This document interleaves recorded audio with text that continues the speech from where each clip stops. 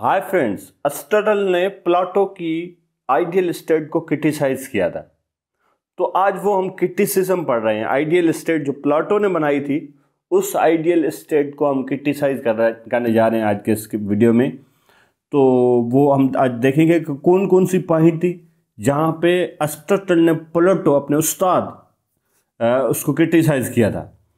और यही वजह थी, यही 3 पॉइंट्स थी जिसकी वजह से अरिस्टोटल को कहा जाता है कि वो एक ग्रेट स्टूडेंट तो हैं, लेकिन ग्रेटफुल स्टूडेंट प्लेटो के नहीं हैं।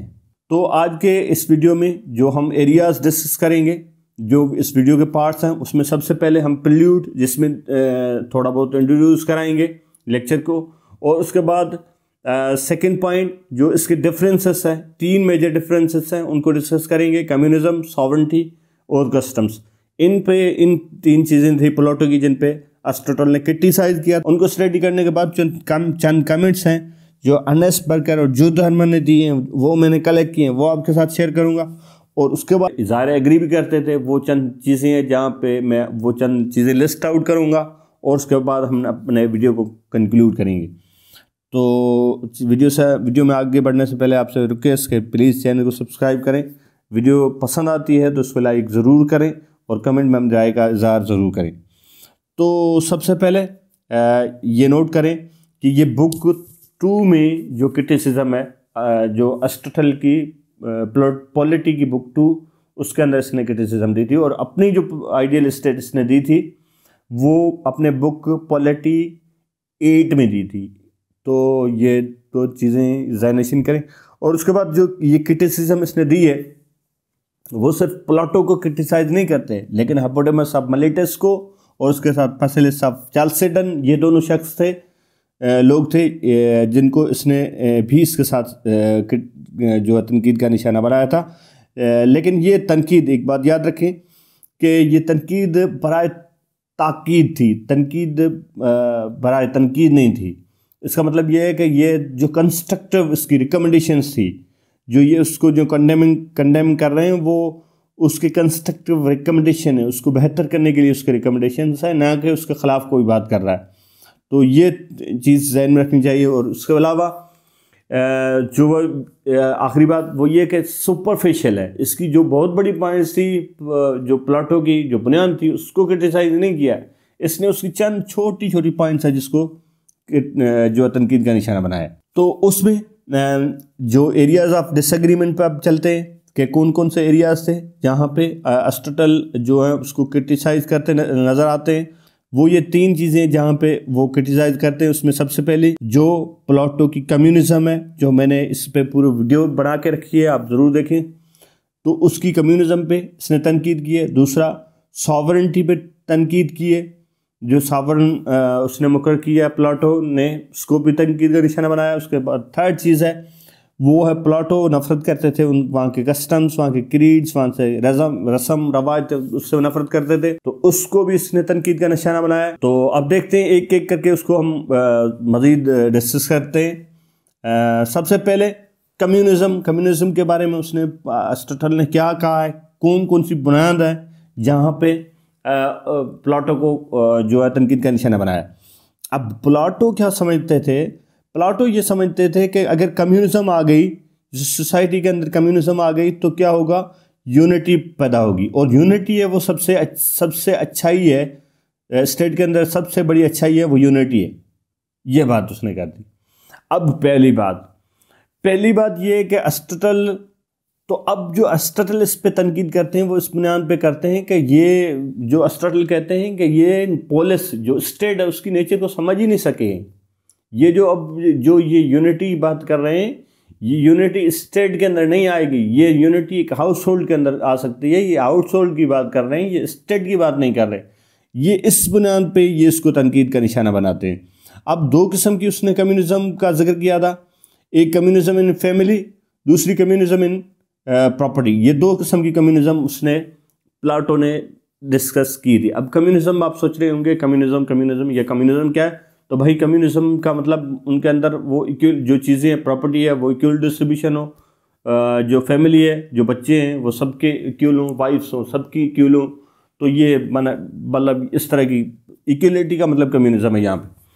तो ये दो चीज़ें में कम्युनिज्म की बात कर रहे हैं। एक कम्युनिज्म इन फैमिली होती है, दूसरी कम्युनिज्म इन प्रॉपर्टी होती है। अब कम्युनिज्म इन फैमिली में जिस पॉइंट पे उसने तनकीद का निशाना बनाया है, उसमें सबसे पहले अरिस्टोटल ने कहा, सबसे पहले प्लेटो ने कहा था कि वाइफ्स की कम्युनिटी होनी चाहिए, कि जो लोग स्टेट की मतलब इक़्तिदार में हो, ये कम्युनिज्म उसने कहा था सिर्फ इक़्तिदार में लोग हैं उनके पास उनमें कम्युनिज्म होगी, कि उनके लिए जो बच्चे हैं वो सब जो बच्चे पैदा करेंगे वो जो इक़्तिदार में लोग हैं वो सब के बच्चे होंगे। वाइफ्स वहाँ पे जो इन सब लोगों की होगी वो सब की वाइफ कलेक्टिव होंगी, मतलब एक की वो सारी वाइफ्स हैं वो सबको इस्तेमाल कर सकता है। इसके साथ ये होगा कि बच्चे पैदा होंगे वो ब्रीडिंग से होंगे, इस तरह की उसने बातें की थी। वो कम्युनिज्म आप जाके देखें तो ये आपको वो ज़्यादा आसानी होगी। तो ये कहते हैं कि ये इस तरह से क्या होगा, ये फैमिली टाइज़ मजबूत होने के बजाय ये फैमिली टाइज़ और कमज़ोर होंगी।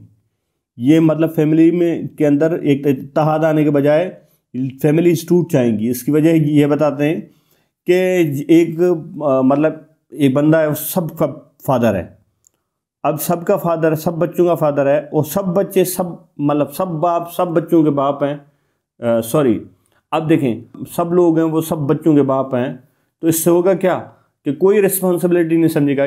वो कहानी आपने सुनी होगी ना कि एक बादशाह ने ऐलान किया था कि शहर के सारे लोग आएंगे, एक मैं तालाब बना रहा हूँ, उसके अंदर सारे एक दूध का मटका भर के उसके अंदर डाल के जाएंगे। तो रात को सब ने सोचा कि यार सब जब दूध का मटका डाल के जाएंगे और मैं क्या करता हूँ एक पानी का मटका डाल देता हूँ। तो इस तरह से अगले दिन क्या हुआ कि सब ने ऐसा सोचा था कि यार अब मेरे मटके का कैसे पता चलेगा, मैं पानी डाल देता हूँ। इस तरह से बादशाह आके देखे, अगले दिन आके देखे तो सारे तालाब में वो पानी भरा हुआ है। उसने शहर के लोगों को बुलाया और पूछा कि यह क्या किया है। तो वो लोग सोच रहे थे कि भाई मैंने अकेले नहीं सोचा कि भाई मैं उस पानी का एक मटका डाल के जाता हूँ, बाकी दूध डाल के जाएंगे, ये तो सब ने ऐसा सोचा।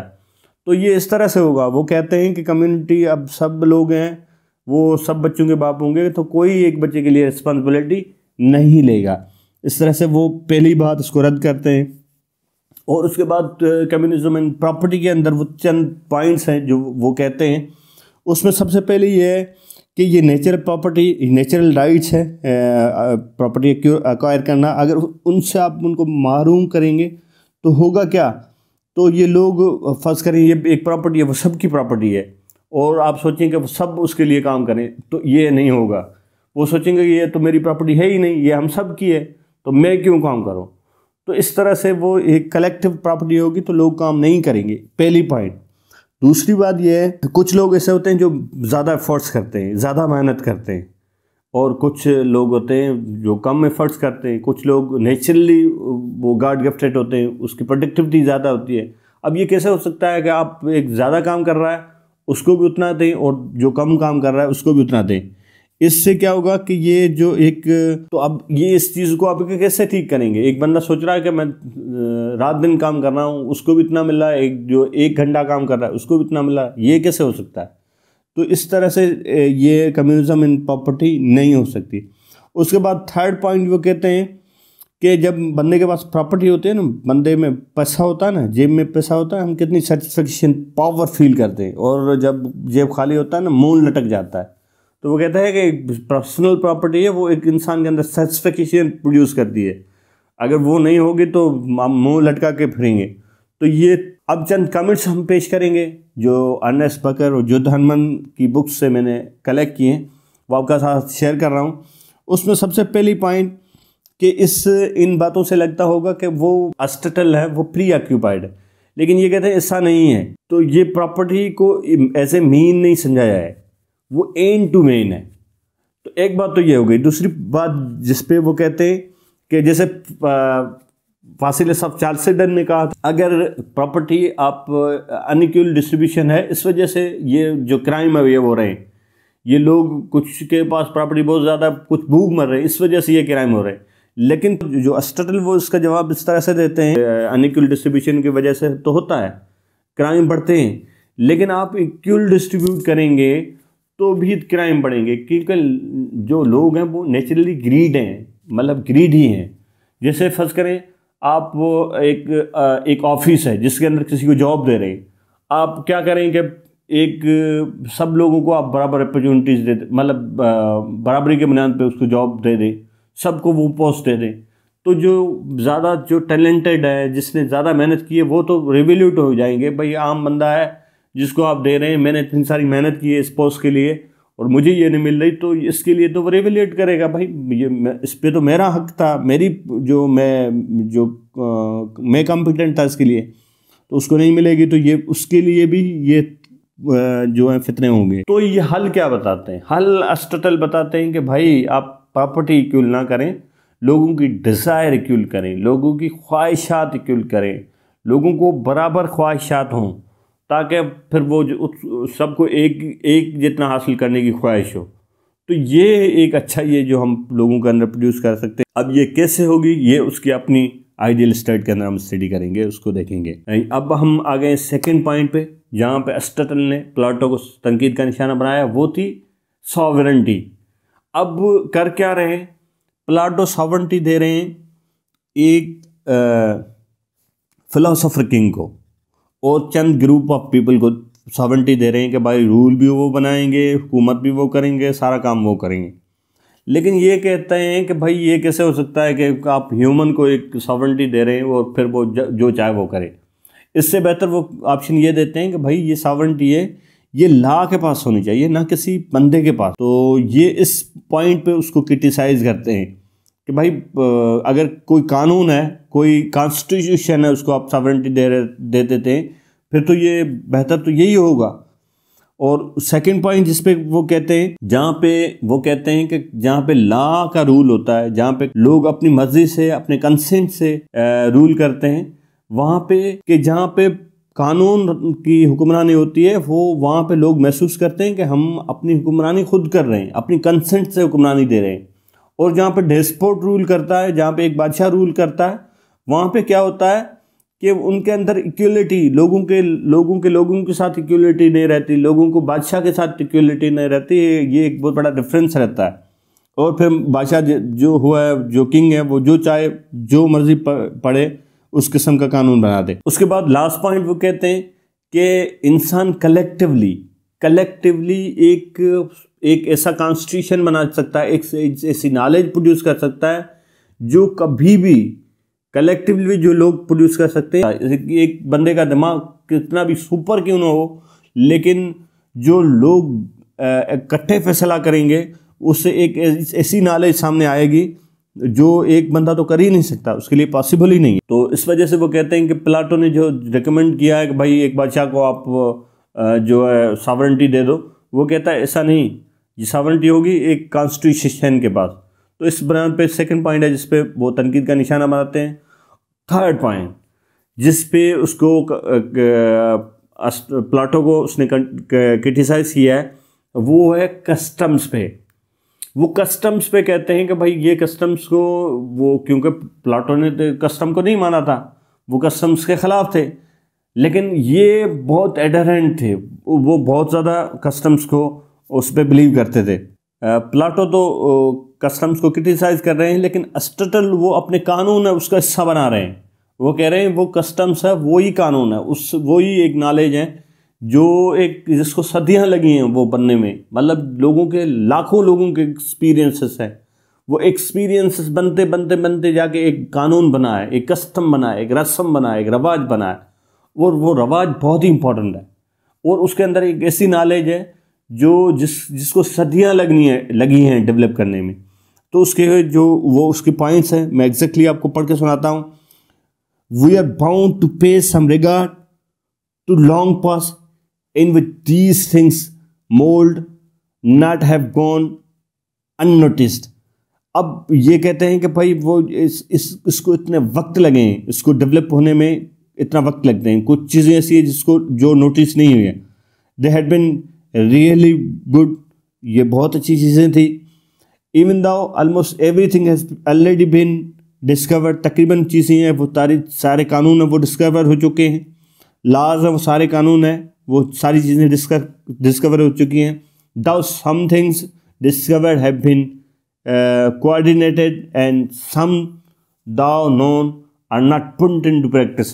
اب ان میں کچھ ایسی تقریباً چیزیں ہیں، وہ قانون ہے، وہ تو ڈسکور تو ہو چکے ہیں، لیکن اس میں کچھ ہیں جو امپلیمنٹ ہو چکے ہیں، جو کسٹم کی صورت میں، کریڈ کی صورت میں، رسم کی صورت میں، رواج کی صورت میں، لیکن کچھ ایسے ہیں جو ان ٹچڈ ہیں، جس کو نوٹس ہی نہیں کیا گیا، جس کو ہم نے ابھی تک پریکٹس میں نہیں لایا.